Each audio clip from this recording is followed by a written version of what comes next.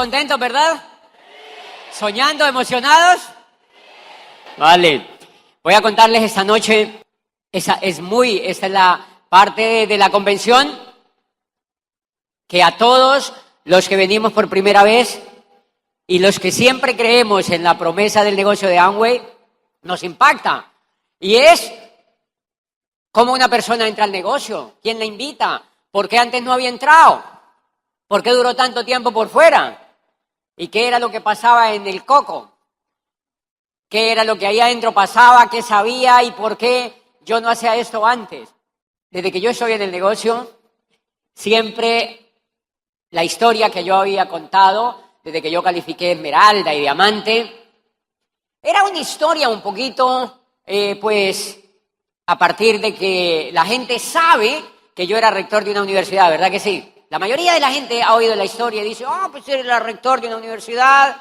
Y pues claro, se le hizo fácil hacer esto. Porque seguramente todo el mundo quería entrar con él y seguramente tenía mucha influencia y seguramente pues la gente corrió a buscarlo y auspició a los alumnos y a los profesores y tácate, se hizo diamante. Por eso es muy importante lo que yo les voy a contar esa noche, porque ¿de dónde se me ocurrió contarte lo que te voy a contar esta noche? Se me ocurrió de ahora en octubre, más o menos, o en octubre del año pasado, después de que calificamos a este nivel, Amway, que es absolutamente bondadosa en reconocer el esfuerzo, porque realmente es una compañía cuyo principio, uno de los principios, anoche hablamos de la esperanza un poco, y otro de los principios que ellos tienen es el reconocimiento. El reconocimiento.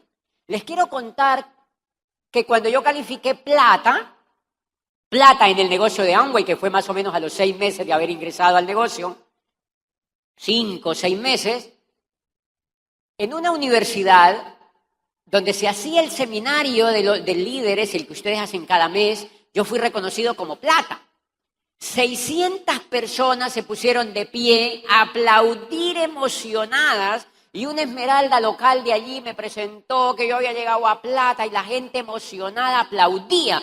Y en un instante pasó por mi mente la imagen de cuando yo era rector, que lo había dado todo, que había trabajado 10 años, había hecho proyectos, había trasnochado haciendo proyectos, había impulsado proyectos y procesos.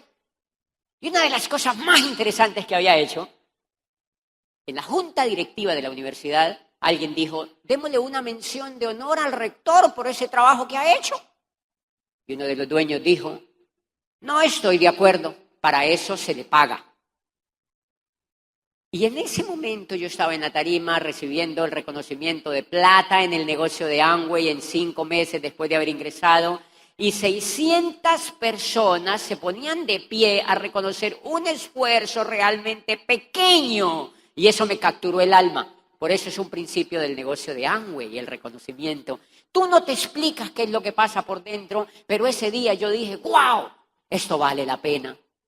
Esto vale la pena. ¡Qué hermoso esto! Que la gente se alegre porque tú triunfas. Entonces Amway en octubre me hizo una invitación para que llevara a un grupo, pues a la gente que yo quisiera de mi familia, a Michigan, y envió un jet privado a recogernos para llevarnos a la casa matriz, a hacer como una especie de reconocimiento por haber llegado a Embajador Corona. Y mandaron pues el jet de Doc de voz. Y pues una cosa increíble y una atención extraordinaria allá. Y en uno de los eventos que tuvimos allí dentro del corporativo, uno de los eventos era como una rueda de prensa, donde pues así como estoy yo ahora, entonces habían gerentes de varios continentes y personas importantes del negocio de Amway y me preguntaban cosas y yo les respondía y como para conocer un poquito la persona que había llegado a ese nivel. Entonces una de las personas me dijo, tú has llegado al nivel de Embajador Corona en un lapso de unos 10 años, lo cual es muy importante para Amway porque es la tasa más o menos en promedio que se da en Asia. Entonces como que me hacían notar, y tú, latinoamericano, raro. De verdad que uno, es como eso lo que le quieren decir, ¿me entiende? Qué raro, tú, latino. y está llegando a una tasa que más o menos es la que usan los asiáticos. Entonces yo me quedé viendo al Señor y le dije, miren, lo que tú no sabes, esa pregunta es súper importante, pero lo que tú no sabes es que yo llevo preparándome para esto desde que tenía 4 años. O sea que son más de 40 años preparándome para llegar a lo que he llegado. Y eso es lo que te quiero contar esa noche. O sea que no es desde rector de la universidad, es desde mucho, mucho, mucho, mucho antes. Mire, mi hermano y yo, nosotros somos 2 hermanos, mi hermano y yo nacimos en una casita chiquitita de moñiga de vaca. No sé cómo se dice aquí. Caquita de vaca, ¿me entiendes? O sea, las paredes las hacían de eso. Era como el pegamento de los ladrillos y la gente de ciertas partes en los campos construían así sus casas. En esa casa nosotros vivíamos cuando estábamos chiquititos y a la edad de 6 años yo fui a la escuela y por eso se presentó ahí un tablero, es el original. Yo voy a la escuela y me empiezan a enseñar las vocales y yo era tan inquieto que yo sentí la necesidad de enseñarle lo que aprendía en la escuela el día anterior a los niñitos chiquitos que estaban más chiquitos que yo y entonces no lo recibían en la escuela. Entonces yo no sé, yo iba de casa en casa y le decía, oye Camilo, ¿quiero que vas a mi casa para enseñarte lo que aprendí ayer en la escuela? Ernesto, dile a tu mamá que te dé permiso para ir a mi casa para enseñarte lo que aprendí ayer en la escuela. Y senté 8 o 10 niños ahí en unos banquitos y me puse y le dije a mi papá que me hiciera un tablerito de cemento y lo pintaron de verde y ahí estaba yo enseñándole las vocales a esos muchachitos. O sea que yo ya estaba dando planes. ¿Me entienden? Ya más o menos estaba dando planes. Pero por encima de eso lo que te quiero contar es que había una necesidad humana, que todos los seres humanos lo tenemos por dentro, una inmensa necesidad de ayudar a los demás. Yo la sentía, yo sentía una gran necesidad, me realizaba en ese momento, porque sentía que yo los ayudaba, ¿me entiendes? Yo sentía que yo los ayudaba y yo sentía una profunda necesidad de ayudar a los demás. Mensaje increíble que yo aprendí. Este negocio funciona si tú desarrollas la habilidad y la virtud que tú tienes por dentro ya de ayudar a los demás. Te va a funcionar perfecto. Si la habilidad de ayudar a los demás la desarrollas, esto te funciona increíble. ¿Saben por qué? Porque nosotros fuimos educados en un mundo, o estamos siendo educados en un mundo y venimos de una cultura que le fascina ayudarse a sí misma. De verdad, los niños van a la escuela de medicina y el muchacho, no son todos, porque no quiero ser absoluto con eso, pero la gran mayoría va a las facultades de medicina porque ven que el vecino se volvió rico con la medicina. Eso se da mucho en Colombia y en todos los países latinos y en todo el mundo. Los muchachos eligen la medicina porque ven que el vecino se volvió rico con la medicina. Y si yo también quiero estudiar medicina, pero no los mueve la virtud de ayudar a los demás, ¿me entiende? Por eso los médicos que logran ayudar a los demás son mundialmente famosos. Los médicos que logran romper el egoísmo y los médicos que logran solamente vivir para ellos mismos triunfan, pero también las empresas, pero también los políticos, pero también todo el ser humano que logre traspasar la frontera de sí mismo triunfa en lo que sea. Porque hay una magia en ayudar a los demás, hay una magia en ayudar a los demás. Y ahí pues yo estaba acrecentando esa magia desde chiquitito. Cuando yo crezco, yo crecí de manera que pues me metía en todo, inquietísimo, muy inquieto. Yo estaba chiquitito y yo ya me imaginaba pues hablando con la gente y mi madre me llevaba a las misas, porque la familia católica, entonces mi madre me llevaba a las misas y ella hablaba con el cura por debajo de cuerda para que el cura me pusiera a leer la Biblia. Y le decía al cura, mi hijo sabe leer como un loro. Estaba chiquitito. Y entonces el cura me ponía en una banca ahí y yo seguramente asomaba la cabeza así. Y yo estaba aquí y ta. Eso te impacta en la vida. Desde allí se siembran ciertas raíces. Desde ahí se siembran ciertas raíces y por eso es muy importante que tú revises tu pasado también. Porque yo no sé si te habrán instado a ganar desde chiquito. La biología te ha instado a ganar, como yo les decía anoche. Yo no sé si te habrán dejado caer de la cama, no sé, ¿me entienden? O sea, no sé qué pasó en ti, porque muchas de las cosas positivas o no tan positivas que pasaron en mí me ayudaron o no me ayudaron. Les voy a contar eso porque es importante, pues que aten toda esa historia para ver un resultado posterior. A los 14 años mi madre muere de un problema cardiovascular y entonces yo tomo la decisión, como yo era piquiña, no sé si en mi país se dice piquiña, ¿me entiendes? O sea, era hiperactivo, ¿me entiendes? Yo era hiperactivo. Entonces mi madre se murió y me largué de mi casa. Me largué de mi casa. Yo hoy veo a mi sobrino que está chiquitito, tiene 11 años, y yo lo veo bebé, o sea, lo veo chiquitito. Tiene 11 años, y yo digo, wow, yo tenía 3 más.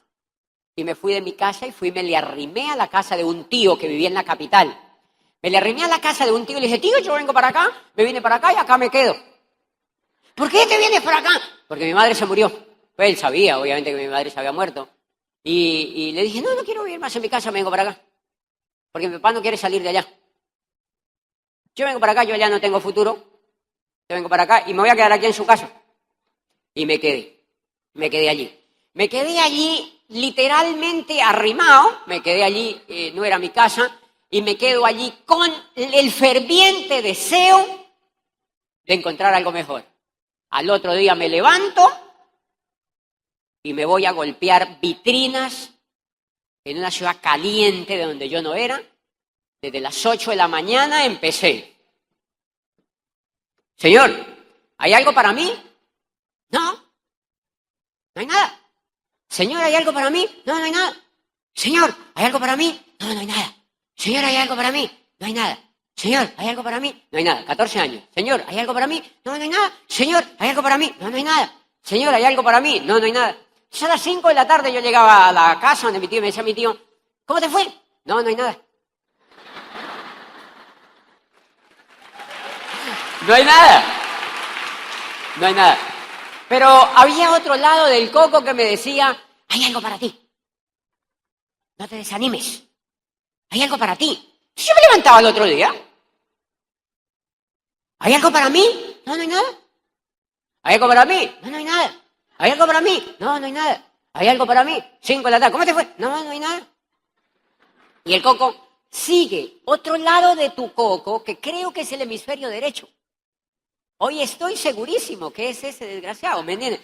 Es el hemisferio derecho que te dice, sigue hacia adelante que hay algo para ti.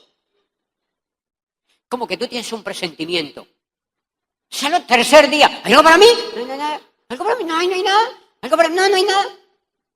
2 meses. 2 meses, señores.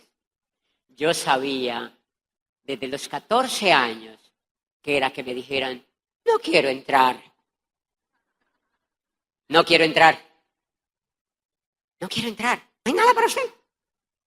Y entonces, 2 meses, un día me meto en un almacén gigante que había allí y el coco me dice, sí, debe haber algo para ti, sigue. Y me metí en un almacén grandotote y le dije a un cajero, ¿hay algo para mí? Quiero trabajar. Me dijo, no hay nada. ¿Quién es el dueño? Me dijo, está arriba. ¿Ah, sí? ¿Por dónde? Por aquí. Y me subí por una escalera, había una oficina gigante y entré. Y me dijo, ¿quién lo hizo seguir? Le dije, el cajero me dijo que usted estaba aquí, quiero hablar con usted. Me senté enfrente del señor y le dije, señor, yo quiero trabajar en su empresa. Está muy chiquito, me dijo. Yo tengo 14 años, varoncito. Quiero trabajar aquí en su empresa. Y me dijo, ¿y de dónde eres? Y le conté. En 2 minutos le conté, mi madre se murió, me vine de mi casa y quiero trabajar. Y usted es el único que me puede ayudar. Y era real. Me dijo, se quedó pensando, me dijo, empiece mañana a trabajar como mensajero. Le dije, ok, me gusta. Me quedé allí, al otro día empecé a trabajar como mensajero, me dijo mi tío, ¿cómo le fue? Le dije, sí, ya encontré trabajo, una gran compañía, cargo alto, mensajero. Y empecé al otro día a trabajar como mensajero, recuerden que tenía 14 años, y empiezo, simplemente un muchachito que lo mandan a hacer mandados, lo envían con mandados. Entonces el dueño me dijo, mire, lo único que vas a hacer es dejar cosas, paquetes en la casa, y entonces me mandan a la casa a dejar paquetes, flores, telas, comida, pizzas, y la casa era como a 10 cuadras. Y cuando yo entro a la casa, yo, uy, son ricos, sala gigante, qué cosa más grande, qué lindo. Y entonces fui y le dejé un paquete a la señora, al otro día le entregué unas flores que me mandaron, y a los 3 días llegué como a las 4:30 de la tarde, y estaba la señora viendo, la señora, la esposa del dueño, era más rica que el que me contrató. O sea, era más rica que el esposo, como debe ser, ¿eh? Como debe ser. Era una señora rica. Y le hacía al esposo, ti, ti, ti, ti, ti. ¡Ah! Era rica. Era rica. Y entonces, un día llegué, al tercer día le dejé un paquete y estaba viendo la novela. Los ricos también lloran, ¿me entiendes? De verdad. De verdad. Estaban viendo los ricos también lloran. Yo estaba viendo la novela y de pronto escuché que me dijo, José, quédate y ves la novela conmigo. Estaba meciéndose ahí en la sala, en la alfombra, entonces yo agarré y le dije, ¿qué? Y me senté a ver la novela. Me senté a ver la novela con ella, me acosté en la alfombra, ¿me entiendes? Así como un perrito. A ver la novela. Y ella se reía de ver la novela y yo le hacía comentarios. Y cuando yo le hacía comentarios yo veía que ella se reía. Y yo, ¡wow! La estamos pegando bien. La estamos pegando bien. Terminaba la novela y me fui. Al otro día llevo otro paquete. Llegando a las 5 de la tarde, me dijo uno de los empleados del almacén, doña fulana, llamó que vaya a las 5 a la casa.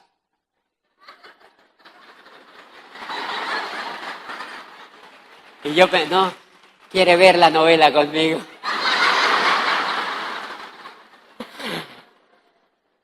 Y fui a ver la novela otra vez, y ese día nos reímos un poquito más. Ah, buenísima la novela esa. Verónica Castro y Guillermo Capetillo, ¿se acuerdan? Ah, es que yo me la sé de memoria.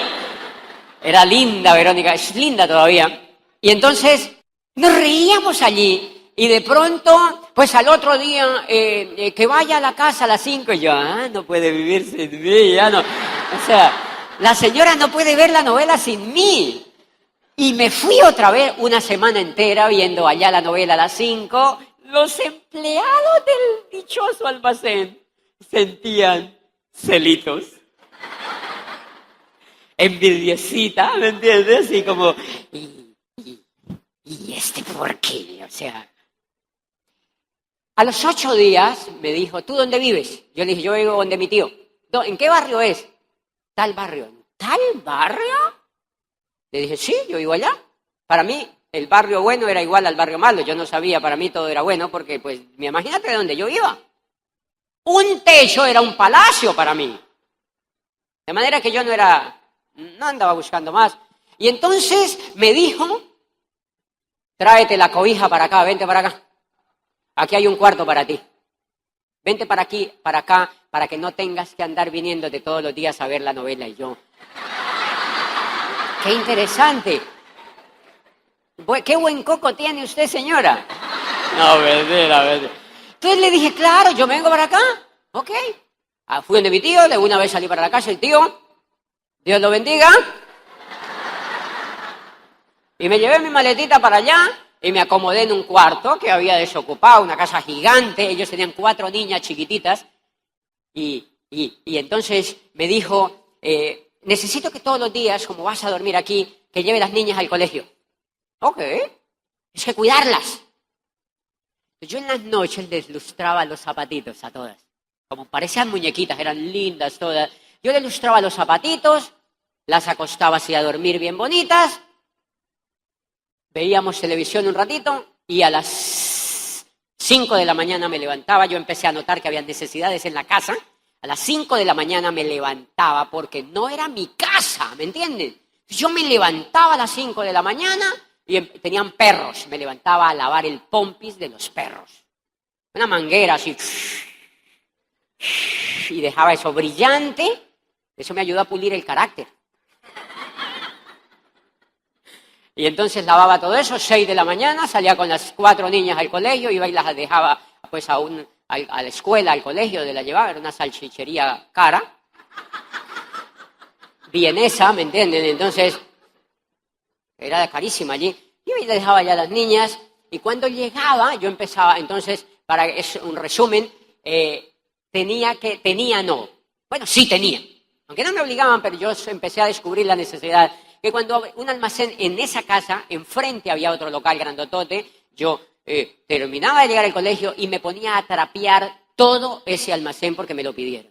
Era más o menos como de esta ala de aquí hasta allá, hasta el fondo. Todo. Y lo trapeaba hasta las 8 de la mañana en punto, tenía que estar listo porque abrían al público. Todo lo dejaba listo. O sea, que empezaba a las 5 de la mañana a trabajar, 8 en punto ya estaba eso brillante. Y pues, yo para qué te voy a decir que fue diferente, porque así fue. Lo que te quiero decir es que yo me acostumbré desde los 9 años a hacer eso diferente y desde los 14 años ya estaba haciendo, a los 9 años, 6 años enseñándole a los niñitos de mi edad o menos, 9 años yo tenía una tienda en mi casa, yo generaba el dinero, yo vendía y yo tenía mi propio ingreso a los 9 años y le ayudaba a mi padre con el mercado. Aquí está mi aporte y no me molesté. Y a los 14 años pues estaba lavando ese patio, llevando a las niñas al colegio y trapeando ese gran almacén. Yo empecé a pegarla bien con ellos. Salía de allí a hacer mercado, a surtir pizzerías que tenían y empecé a ganarme la confianza de ellos. Terminé como cajero de uno de los almacenes, administrando una pizzería de confianza absoluta de ellos, completamente confiable, obviamente. Y entonces, por ahí a los meses, ellos se iban de vacaciones y se fueron a Hawái. Se iban de vacaciones. Pues no me llevaban. No crean que me llevaban, yo me quedaba, entonces me quedé en la casa y me dijeron, tienes que cuidar la casa. ¿Yo qué? Yo me quedo aquí. Me quedaba yo en la casa, solito, y yo cuidaba la casa. Ahorita el segundo club de diamantes que yo fui, ya como diamante, fue en Hawái. Y yo decía, aquí era que se venían, ya sé, aquí era que se venían, ¿me entiendes? Y yo me quedaba cuidando la casa y yo empecé a ver que en esa casa había una biblioteca grandotota, obviamente la vi desde que llegué. Entonces yo abrí, como me quedaba solo, tenía 15 días, a veces un mes de tiempo, entonces yo me metí a la biblioteca. Y decía, esa biblioteca no la lee nadie. ¡Qué increíble! Empezaba a sacar libros misteriosos. Me leí unos libros rarísimos sobre el poder de la mente. Eran unos libros rarísimos sobre el poder de la mente y sobre cómo la gente, el ser humano se desgastaba pensando en tonterías y gastaba la energía. Un poco de cosas increíbles que nunca volví a leer. Pero yo me los leí a los 14 años. Y uno de los libros que recuerdo, en una lanzada de mano buscando en esa biblioteca, fue un libro del doctor Dyer que se llamaba Tus zonas erróneas. Y en uno de los apartes decía, toda la gente quiere triunfar y ha nacido para triunfar. Dice, el gran problema es que la mayoría de la gente vive buscando la aprobación de los demás y por eso no triunfa. Y hacía un paréntesis y decía, si tú quieres triunfar en algo en la vida, óigame bien, tú no necesitas la aprobación de los demás. Si quieres triunfar en lo que sea en la vida, tú no necesitas la aprobación de los demás. Y yo, ¡ay, qué interesante! ¡Qué interesante! Y seguía ahí leyendo. Y entonces yo empecé a crecer. Como yo gané la confianza con ellos, cuando llegaban de vacaciones, yo me había leído unos cuantos libros ahí metido en esa biblioteca. Leí cosas de la Revolución Francesa, leí cosas sobre el Renacimiento italiano. ¿Qué iba a saber yo de eso? Y empecé a leer cosas sobre la Revolución Industrial, sobre cómo había aparecido la era industrial. Cosas y cosas y cosas y cosas. Un día la señora, antes del año de yo estar allí, tuvo una idea brillante. Las niñas, sus hijas, pertenecían a un club de niños ricos de la ciudad. el club donde van, que organizan los colegios y todo eso, era un club prestigioso así, de niños ricos, de los hijos del gobernador, de los dueños de las empresas más grandes. Y la señora me agarró tanto cariño que le dijo un día a la hija, como yo los iba y los dejaba al club, entonces le dijo, ya saben, a la más grandecita le dijo, ¿por qué no invitan a José al club? Y le dijo la niña, sí, mami. Entonces le vamos a decir que se quede hoy. Y me invitaron y la niña dijo, José, había que hacer un proceso y la señora lo hizo y me metió allá a punto. No explicó nada, me dijo, él va a seguir yendo. Entonces me metió allá. Cuando yo estoy sentado allí, los muchachitos opinaban, eran así fifís todos, y niñas bonitas y tal, y todos fifís. Como son los niños fifís, ¿me entiendes? Claro que no, eran más o menos de la edad de Pablito, o sea, 15 años. Miren lo fifí que es Pablito, ¿me entiendes? Entonces eran niños así fifís, y entonces, claro, y empezaban a hablar y que no sé qué, y como yo había leer es importantísimo. Y empezaban a hablar y yo metía la cucharada. Sí, la Revolución Francesa. Y les metía la cucharada y le hilaba con lo que yo había leído. Y los muchachos como con cara, ¿y de dónde sacaste? ¿Y quién es ese chino? Pues señores, más o menos a los poquitos meses, ellos elegían quién los presidía. Y entonces hubo la votación. Yo me había ganado ahí unos hinchas, o sea, unos apoyadores. Cuando llegó la elección, a sorpresa, dijeron 3 amiguitos míos, de los que ya habían generado simpatía conmigo, yo quiero que sea José Bobadilla.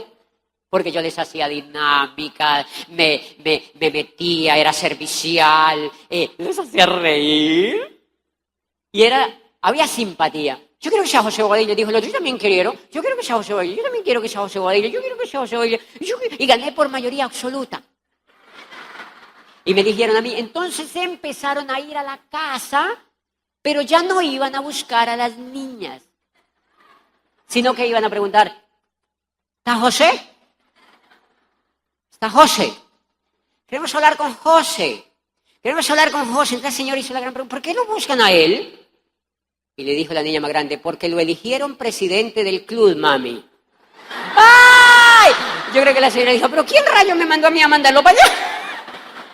Y eso les quiero contar, que es fascinante por una razón, porque a partir de allí hubo otra etapa en mi vida y es que yo cambié la asociación. Cuida bien con quién te asocias. Cuida bien con quién te asocias, porque a partir de allí yo me empecé a asociar con esos muchachos y entonces seguí y tal, y yo ya empecé como a dirigir el tema y yo llevaba las tertulias y hacía programas con ellos y eso lo dirigía un cura. Y entonces, pues, yo me metí como al círculo de ellos, entonces ya me empezaba, hay un cóctel en la casa, no sé qué, con los hijos del gobernador. ¿Ok? El presidente es el primero. Gracias.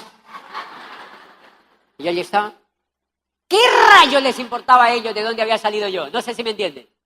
Lo que importa es lo que hay por dentro del ser humano, no de dónde viene, ¿me entienden? No importa de dónde viene la persona, lo importante es que ha avanzado, qué sueño tiene. Y entonces, pues así me empezaron a invitar a cumpleaños y cumpleaños y cumpleaños. Y llegó el momento en que yo prácticamente ya no trabajaba. Porque no me veían ni en pintura ya. Y entonces ya la señora empezó como a chocarse un poco. Me dice, ¿pero tú no vienes? Y yo, soy muy famoso ya, o sea. Estoy cumpliendo misiones diplomáticas, o sea. Pero fue lindo el tema, fue lindo, mire, fue lindo, porque termino el bachillerato y los muchachos eran más o menos más chiquitos, también terminan, y todos empiezan a preguntarse, ¿qué vamos a estudiar? ¿Qué vamos a estudiar? ¿Qué vamos a estudiar? ¿Qué vamos a estudiar? Entonces, claro, como eran niños ricos, más que todo, de ese medio, entonces decían, yo me voy para Londres, yo me voy para Chicago, yo me voy para Bogotá, para la Universidad de los Andes, yo me voy para el Externado de Colombia, yo me voy para Houston, yo me voy para no sé qué. Sí, ¿yo para dónde me voy? O sea, ¿yo para dónde rayos me voy? Pues han de creer que desde que yo le enseñaba a los niños chiquitos y desde que yo empezaba a crecer, el himno de mi país me parecía fantástico y cuando sonaba el himno de mi país a mí me encantaba. Y entonces con el trabajo que yo hice con esos jóvenes empecé a tener el sueño de que yo quería ser presidente de mi país. Yo dije, ¿y por qué no? Si todos estos niños ricos me dijeron que yo fuera su presidente, es sino elevarlo al país. ¿Sí se dan cuenta? Es sino elevarlo al país. Me preparo y les hago ti, ti, ti, ti, ti, ti. Y me van a elegir porque tengo pasión. Adivinen qué se necesita para triunfar. ¡Pasión! ¿Me entiendes? ¿Saben por qué? Porque la mayoría de la gente no se apasiona. La mayoría de la gente no se apasiona. Y si tú te apasionas, pues triunfas porque la mayoría de la gente no se apasiona. Empecé a sentir la necesidad. Yo quiero ser presidente del país. Entonces, cuando todos se preguntaban, ¿yo qué voy a estudiar? ¿Yo qué voy a estudiar? ¿Yo me voy para no sé dónde? Entonces, yo justo en esos días llegó una revista preciosa a mi casa, a esa casa, y decía, Academia de Presidentes, la Universidad del Cauca en Popayán, es la única universidad de Colombia por cuyos claustros han pasado 17 presidentes de Colombia. Y yo, ahí es que hay que estudiar, y era pública, es decir, como la UNAM, pero de una región, ¿me entiendes? Era famosa. Habían salido de allí 17 presidentes del país, magistrados y gente brillante. Y entonces yo me presenté, pues yo era buen estudiante, me presenté y pasé, sin pedirle la aprobación a los demás. No le conté a mis papás, ni a mi papá real, no. Porque el libro decía, tú no necesitas la aprobación de los demás. Entonces, ¿qué era? Yo dije, ¿alguien se opone que yo me vaya a hacer eso? No. Ah, bueno, pues ya está. Y me presenté. Y pasé, y yo me quedé callado. Un día empaqué todo y les dije, me voy. ¿Para dónde? Hemos visto, porque ya habían chismes que yo me iba. Y estaba la señora brava. Porque ella me había dicho, estudia aquí de noche para que nos administres una empresa. Y le digo yo pensaba, pero si no hay profesores exitosos de día, mucho menos de noche. O sea, me voy a poner a estudiar de noche aquí. Yo ya había pasado en la otra universidad, empaqué todo y me largué a 10 horas de camino a esa ciudad fría que se llama Popayán. Me fui a estudiar Derecho y Ciencias Políticas sin la aprobación de nadie. Dejé el puesto de presidente del grupo tirado, les dije, me voy, elijan otro allí. Y me voy. Y aparecí al otro día en Popayán sin saber cómo iba a vivir. Allá llegué y todos los muchachos que iban a estudiar, yo le empezaba a preguntar, ¿cómo vas a vivir? Y no, mi papi me manda plata. Mi mami me manda plata. Mi papi me manda plata. Mi mami me manda plata. Y yo, ¿quién rayos me manda plata? Pues para hacerles el cuento corto, nunca me faltó nada, porque me fui y fundé el club allá, pero ya con universitarios. Punto. Lo que había aprendido lo fundé con universitarios y ahora todos los días tenía almuerzo gratis. Me invitaban a cumpleaños, a no sé qué, que el almuerzo, que no sé dónde, que no sé cuántas. Vendí seguros de vida por la tarde y estudiaba en la mañana de 7 a 1 de la mañana con los hijos de los magistrados, con hijos de políticos, con hijos de empresarios que estudiaban Derecho y Ciencia Política. Y yo era incógnita. ¿Me entienden? Nadie sabía de dónde había salido yo y empecé ahí a luchar por mis sueños y empecé a pasar las asignaturas y La academia me aburría. La academia me aburría muchísimo, entonces yo me volaba de la academia. Yo les voy a contar eso con sinceridad, porque a mí siempre me aburrió que me pusieran a repetir las cosas que había en los códigos, porque toda la carrera repitiendo lo que había en los códigos, entonces eso me aburría. Entonces yo tenía un amigo que él copiaba hasta la respiración del profesor. Y lo copiaba perfecto. Yo iba un día antes y le pedía el resumen. Me lo leía y pasaba y a veces sacaba más nota que él. Y entonces eso me daba tiempo y me metía a las bibliotecas, porque yo agarré el vicio en esa casa de meterme a la biblioteca. Entonces, cuando tenía clase, la mayoría de las veces me volaba a las bibliotecas y empecé a buscar biografías, porque yo era apasionado por leer biografías, y entonces buscaba biografías, y buscaba biografías, y buscaba biografías, y buscaba biografías. Y entonces, ahí todavía estaba el sueño de ser político, de ayudar a mi país.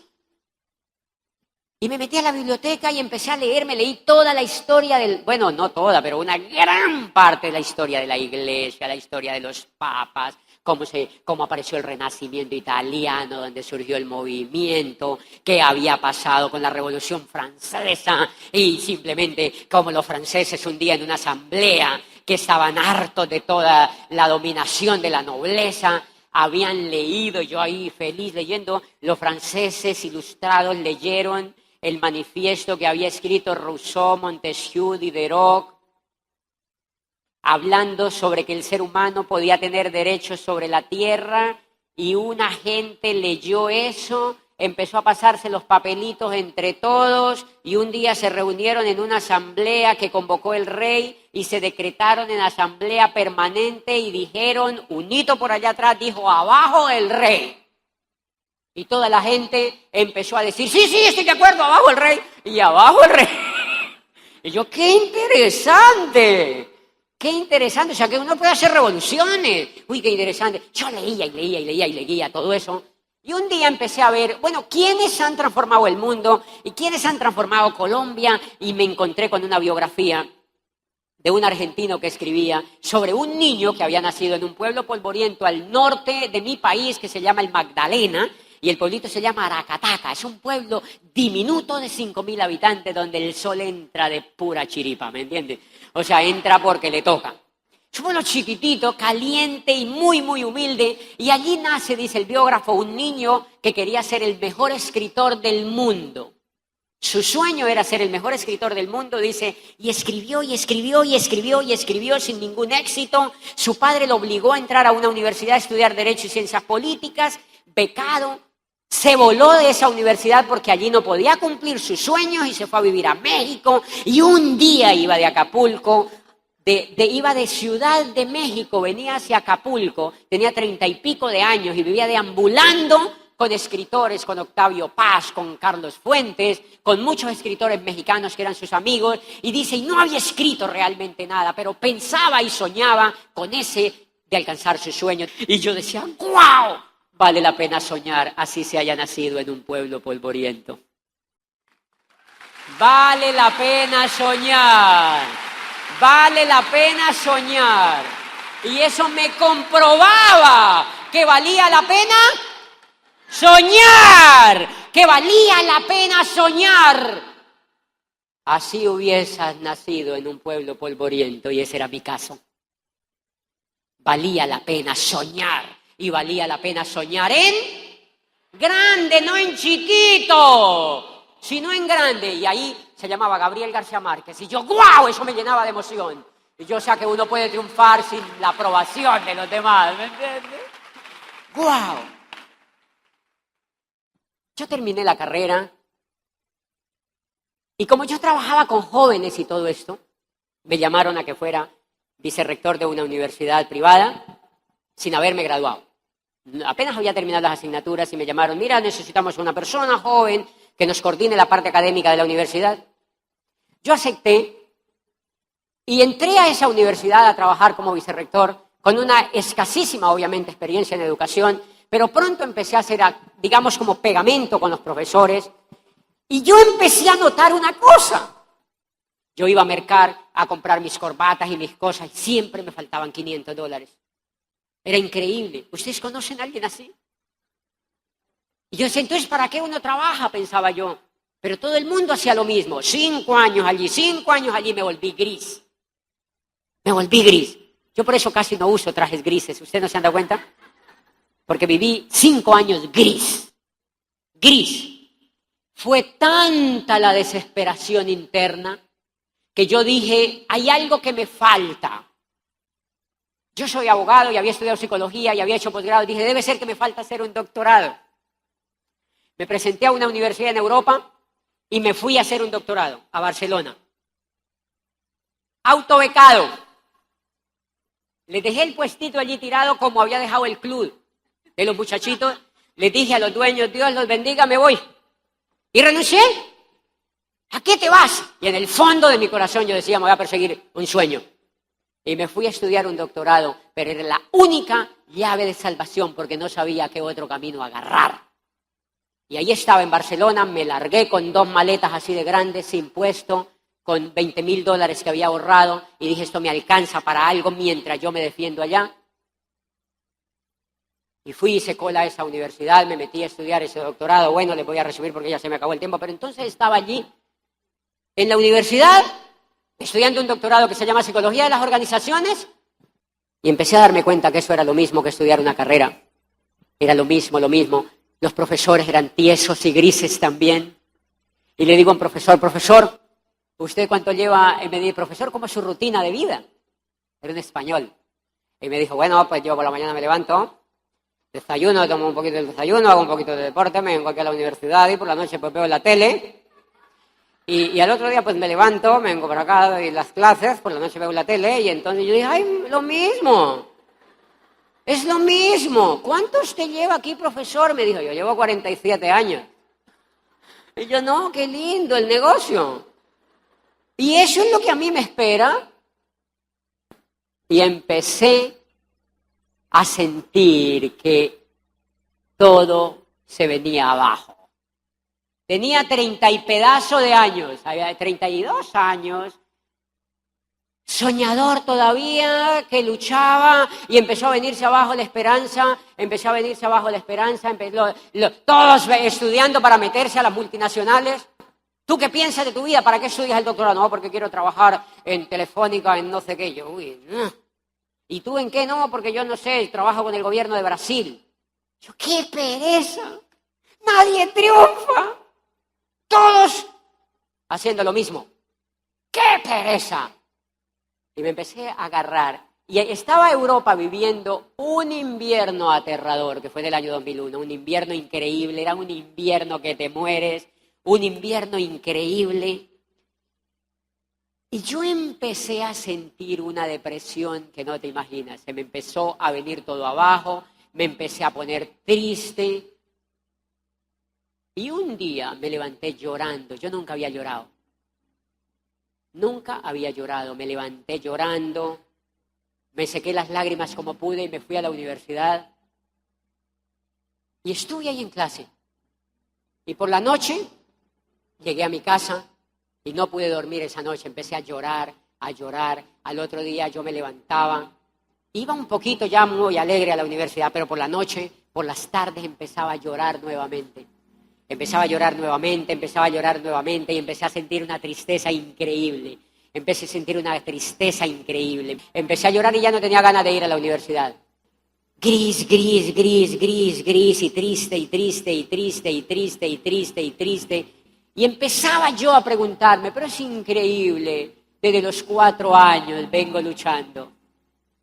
Vengo soñando, le he dado todo a la vida, he hecho lo mejor que he podido, no he sido perezoso, he lavado el pompis, he hecho lo que sea. Y le he arrebatado a la vida lo que me ha puesto y todo lo he apreciado. Y aquí estoy fracasado, no sé para dónde voy. Y sentía mucha tristeza y duré así como 15, 20 días. Me dijeron que me iban a medicar, yo nunca había estado enfermo y menos de la mente. Y un compañero de la universidad me dijo, te tenemos que medicar porque tienes un trastorno que se llama trastorno bipolar profundo. Te tenemos que medicar. Y yo recuerdo un día que me senté así como de esos días, bien, que tú te sientes con ganas de una súplica increíble. Me senté en el cuarto donde vivía y ya de creer, yo no sé si tú crees en lo que tú creas, pero yo te tengo que contar la verdad de lo que yo hice. Yo siempre había manejado una gran conexión con mi mamá y yo andaba cargando en mi billetera una foto de ella, porque yo la amaba como todo hijo ama a su madre. Y yo la veía, y yo me acuerdo que yo la vi así como en mi pensamiento, y yo lloraba y le decía, mami, tienes que ayudarme.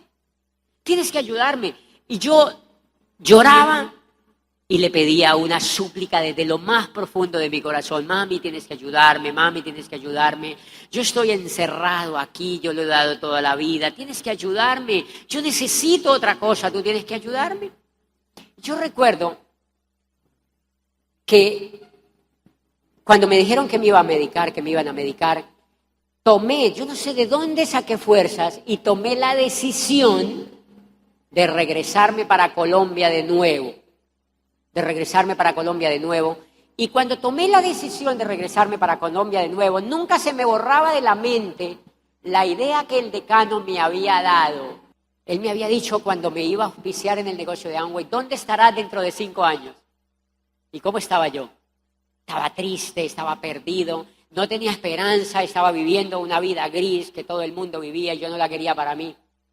Y entonces yo me acordé de la palabra Amway, y yo vivía ahí en Barcelona, yo decía, ¿qué tal que eso que decía el decano fuera cierto? Allí decían que uno podía cumplir los sueños. Y agarré el directorio de Barcelona, de España, y busqué Amway España, y justo quedaba ahí en Barcelona. Agarré con un amigo y me fui, y llegué a la torre donde quedaba Amway, y le dije, mira, yo soy un estudiante de doctorado que quiero meterme al negocio de Amway. Y me dijo la muchacha que atendía en servicio al cliente, me dijo, claro, no sé qué, y tal. Y yo le dije, yo quiero que me comunique con la persona más exitosa que hay aquí en España para yo entrar. Yo quería que me comunicaran con Miguel Aguado, ¿me entiendes? O con alguien así. Yo no lo conocía, pero yo me imaginaba que había alguien interesantísimo allí.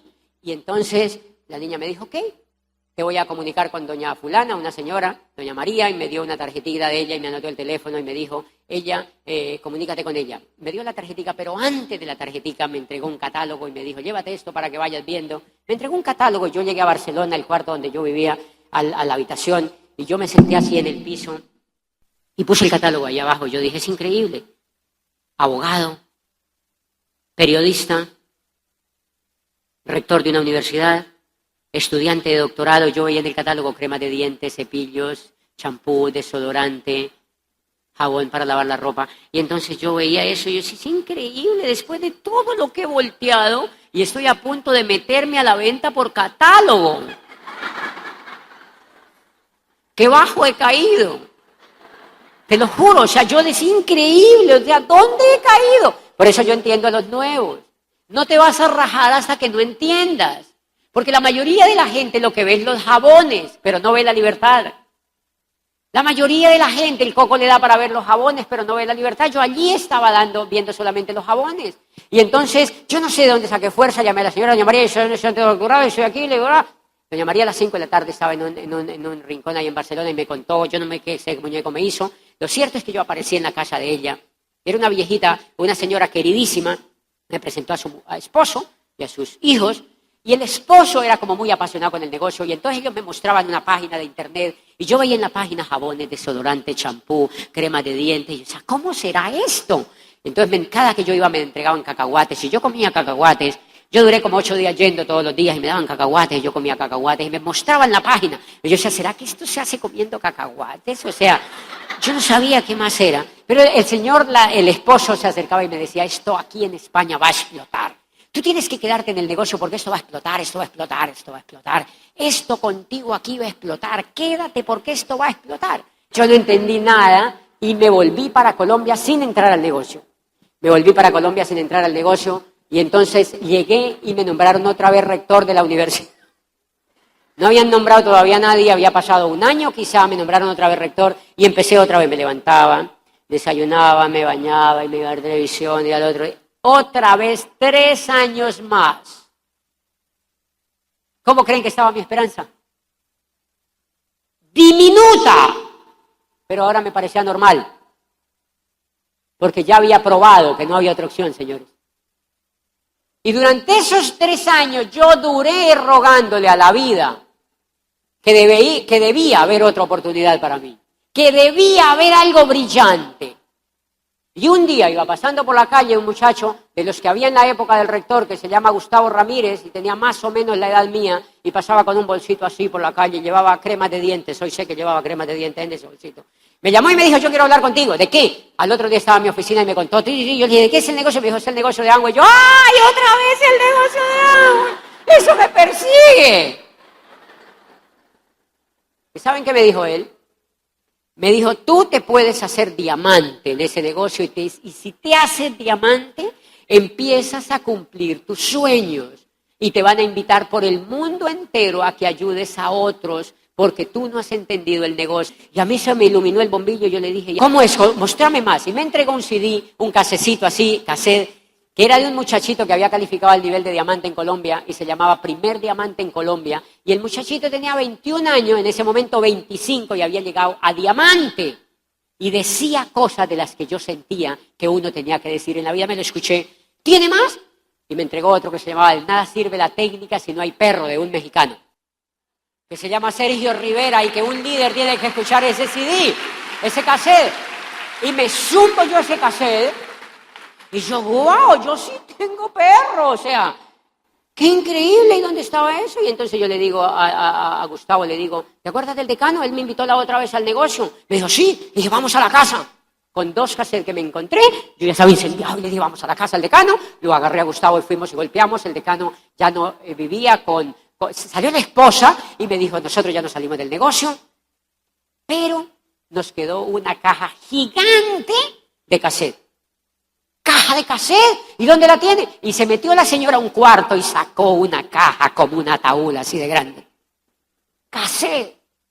Y le dije, ¿cuánto vale? Y me dijo, no, eso era carísimo, yo no me acuerdo cuánto vale. Le dije, mientras se acuerda yo me la llevo, hasta el sol de hoy. Me llevé la caja para mi casa y me metí en un carro y me escuché 180 cassettes de un solo porrazo, sin parar. Yo no sé en cuánto tiempo me zumbé eso y adivinen de quién era la mayoría. De Miguel y Pilar Aguado, y había un cassette que se llamaba Oblígate a ser libre. Habían cassette de Carlos Jurado, habían cassette de Luis Costa. Habían cassette de Luis Costa donde contaba que él era un camionero en Miami y que tenía el sueño de ser libre y que se había hecho libre con el negocio de Amway. Y era fascinante cómo lo aplaudían. Y era fascinante cómo hablaba ese camionero después, triunfando. Y yo alucinaba oyendo eso. Y era Ángel de la Calle, Miguel Aguado, Luis Costa, Luis Carrillo. Habían cantidades de líderes allí, yo emocionado, y me empecé a incendiar. Y yo vivía en una ciudad de 280,000 habitantes, donde nadie creía en ese negocio, señores. Y empecé. Tengo algo que contarte. ¿Qué? Una cosa increíble. Escúchate esto. Y le dejaba 10 cassettes. A la semana me llamaba loca la señora. Quiero irme a vivir a tu casa. ¡Ah! Loca la señora porque había escuchado los 10 cassettes. Y entonces empecé a comprar cada 2 meses de a $500 en cassette. Invertía en cassette. Iba donde la señora y le entregaba. Y yo veía que la señora tenía un hijo de 25 años que estaba en la salchichería. Y yo decía, ¡ay, le va a pasar lo mismo que a mí! Prestémosle a Rodrigo estos cassettes. Y le prestaba y el muchacho se incendiaba. Y entonces empecé a hacer un grupo de gente que oía los cassettes, y la gente empezaba a montar volumen. Y en un momentito habían 50 soñadores ahí sentados, emocionados, soñando, oyendo los líderes de este negocio. Y entonces a todos los líderes les contaba lo que yo había hecho y empezó a crearse un grupito, y más o menos al año estaban yendo 1,000 personas a la convención.